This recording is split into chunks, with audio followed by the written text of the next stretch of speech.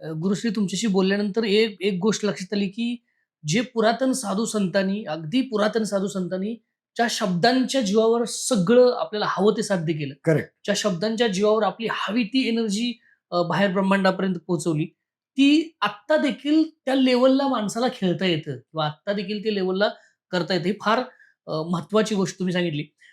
या एक फार इंटरेस्टिंग क्वेशन आहे, की आपण सगळेजण आपल्याला माहीत आहे ओम हा मंत्र, है ना? बेसिक काय सांगता येईल, की ओम हा सगळेजण म्हणतात ओम, ओम. याच्यातनं काय फ्रिक्वेन्सी क्रिएट होती? बेसिक काय सांगता येईल? ओम हा मंत्र हा सर्वसामान्यांसाठी ओम हा मंत्र नाही.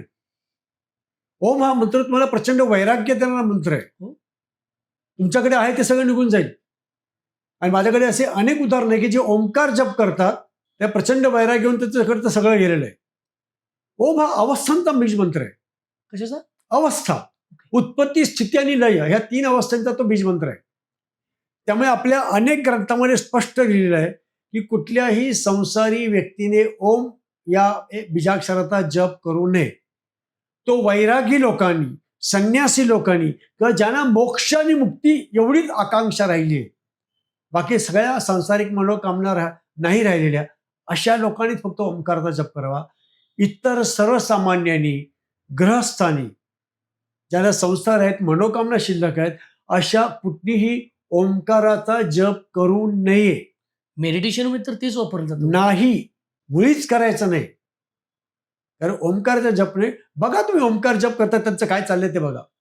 आजकाल लोक वेड्यासारखे काही ओंकार पुस्तकं छापतात, ओंकार साधनेवर काय काय बोलतात. हे सगळंच्या सगळं ते साधना करण्यावर विचारा काय होते ते. प्रचंड नुकसान होतं. तुम्ही आर्थिक भौतिक सगळं तुम्ही काय म्हणतात आपण पूर्णपणे डब्यात जाता, पूर्णपणे खड्ड्यात जाता. भौतिक मनोकामना. ओंकार हा अवस्थांचा बीज मंत्र आहे. ज्ञानेश्वरांनी सांगितले आकार होतो ब्रह्मा, उकार होतो विष्णू, मकार होतो महेश. हा फक्त अवस्था दाखवतात, बेसिक अवस्था. त्यामुळे तो तुम्हाला प्रचंड वैराग्य देईल. तुमच्या संसारातलं मन उडवून टाकेल. तुम्हाला प्रचंड विरक्ती आणेल. तुमचं कशात मन नाही लागणार. आणि जे तुमच्याकडे आहे ते सगळं निघून जाईल. त्यामुळे ओंकाराचा जप चांगला आहे. पण ओंकार हा जप कुणी म्हणायला पाहिजे की त्याला कुठली गोष्ट करण्यासाठी तुमची तेवढी क्षमता पाहिजे. एक तुमची पात्रता सिद्ध व्हायला लागते. एलिजिबिलिटी ज्याला म्हणतो ती. तो ओंकार म्हणण्यासाठी एलिजिबल कोण आहे की ज्यांना फक्त मोक्ष आणि मुक्ती पाहिजे का ज्यांनी बाकायदा संन्यास घेतलेला आहे. संन्यासी वैरागी लोक आहेत त्यांच्यासाठी. गृहस्थाश्रमी लोकांसाठी ओंकार हा जप नाही. कृपा करून कुठल्याही संसारी व्यक्तीने ओंकाराचा जप करू नये. तुम्ही वेगवेगळे कार्यक्रम पण करत असता. रामनवमीसाठी एक विशेष काही आमचं काय की लोकांना अनेक साधनांविषयी रस असतो, समजून घ्यायचं असतं की नेमकं काय. त्यानंतर आम्ही अनेक साधनांची कार्यशाळा पण घेतो किंवा शिबिरे घेतो. काही 1 दिवसाची असतात, काही 2 दिवसाची. तर आता अगदी रिसेंटली जी असते आमची कार्यशाळा म्हणजे सुरुवात होते ते रामनवरात्र. रामनवरात्र साधना शिबिर. ते 9 दिवसाचे असतं म्हणजे अगदी 10 दिवस पहिल्यापासून म्हणजे अमावास्या ते रामनवमी. तर काय आहे की आपल्याला अनेक स्तोत्र म्हणत असतो. उदाहरणार्थ रामरक्षा. पण हे स्तोत्र म्हणजे नेमकं काय? हे स्तोत्र नेमकं कसं सिद्ध करायचं हे लोकांना माहीतच नाही. अनेक जण लोक लहानपणापासून रामरक्षा म्हणत असतात. पण त्यांना रामरक्षा म्हणजे नेमकं काय आहे त्याच्यामध्ये अनेक हिडन मंत्र आहेत, त्याच्यामध्ये गुप्त बीज मंत्र दिलेले आहेत जे मी तुम्हाला सांगू शकतो हा बीज मंत्र अमुक ह्याच्यासाठी कामाचा आहे.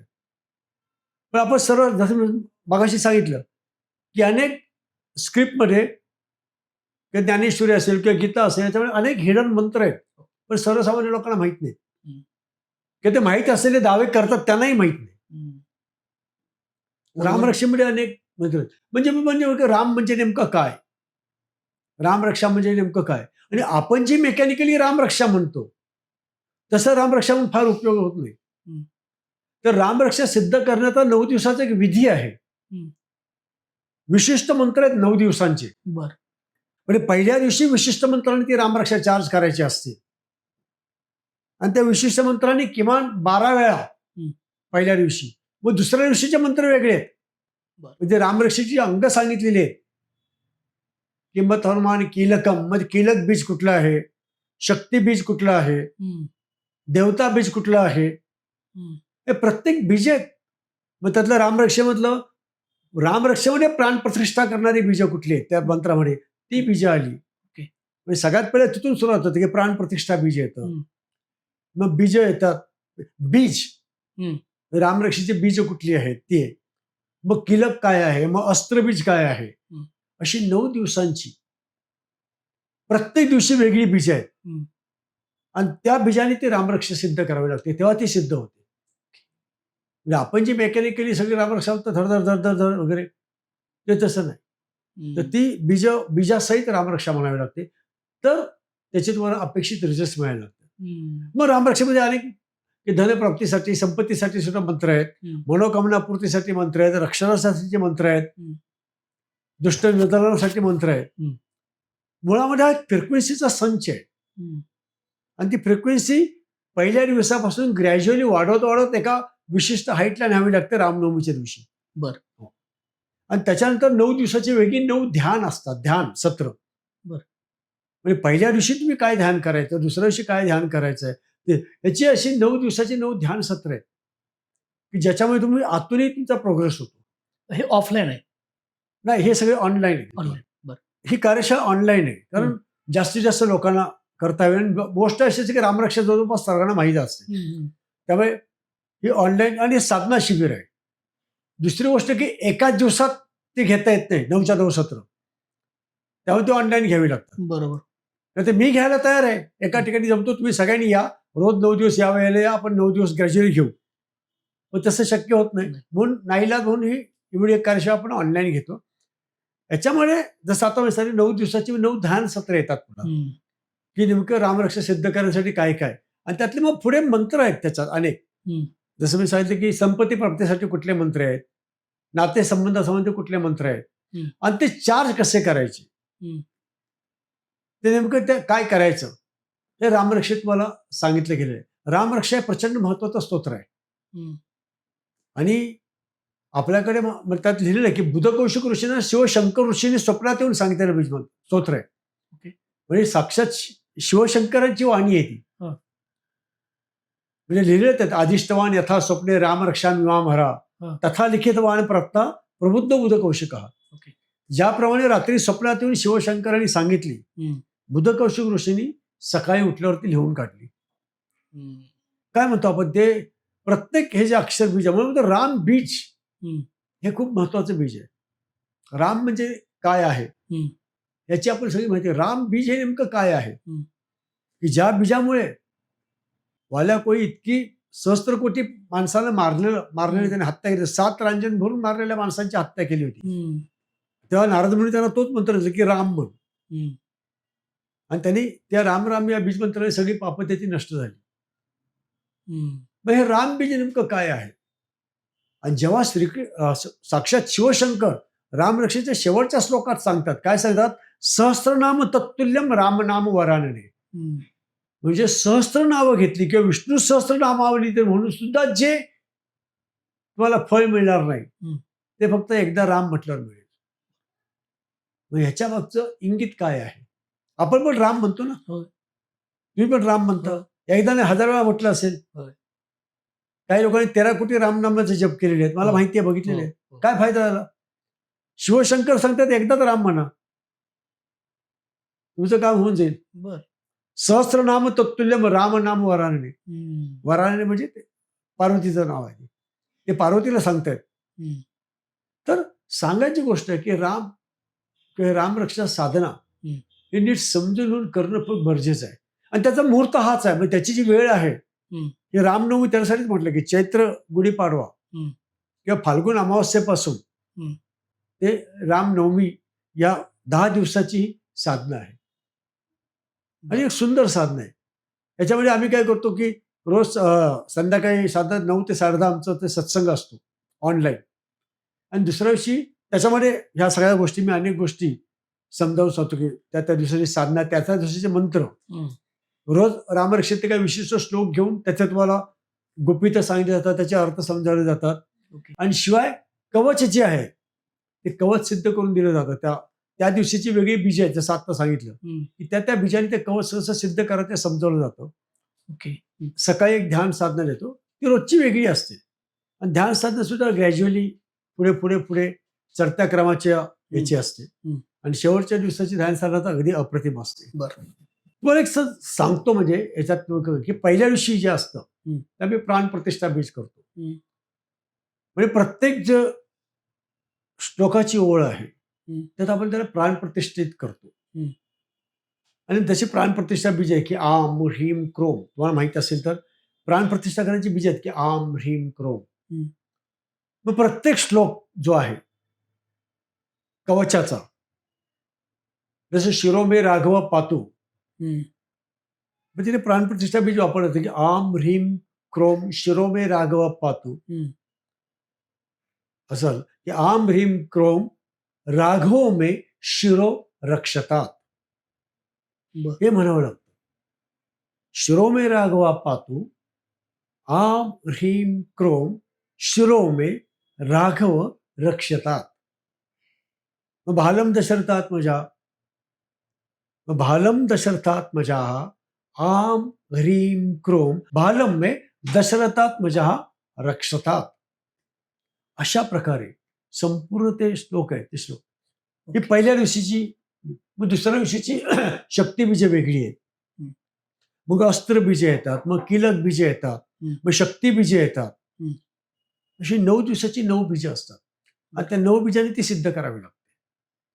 आणि एकदा सिद्ध केलं तुम्हाला तुमचे अगदी मनोवांछित परिणाम मिळणार. ह्याची याने सुद्धा तुमचे अनेक आजार बरे होऊ शकतात. हं.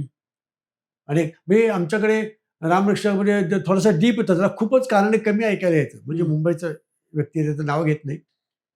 आणि तो दरवर्षी त्या रामरक्षा साधनेला येतो. हं. तर तर त्याने पहिल्या तिसऱ्या का चौथ्या दिवशी त्याला कानाने ऐकायला यायला लागलं.